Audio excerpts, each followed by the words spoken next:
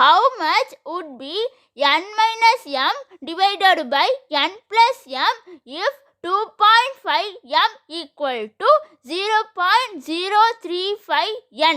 இது எப்படி சால்வ் பண்ண போகிறோம் அப்படின்னா, இப்போ 2.5 m equal to 0.035 n. இப்போ நம்ம 2.5 m எப்படி எழுதலாம், 25 m by 10 அப்படின்னு எழுதலாமா? 0.035 n எப்படி எழுதலாம், 35 n divided by 1000 அப்படின்னு எழுதலாமா? இப்போ நம்ம சால்வ் பண்ணோம் அப்படின்னா இந்த இடத்துல 0 கேன்சல் ஆகி 2500 m equal to 35 n அப்படின்னு வருமா? இப்போ n minus m ஃபார்மேட்டில் எழுதும்போது n minus m equal to 2500 divided by 35 வருமா? 7 5s are 35, 5 5s are 25, 0 0ன்னு போட்டுருவோமா?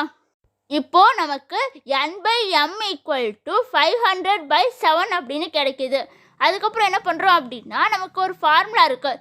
a by b equal to c by d ஃபார்மேட்டில் இருந்துச்சு அப்படின்னா a plus b by a minus b equal to c plus d by c minus d ஃபார்மேட்டில் எழுதிக்கலாம்.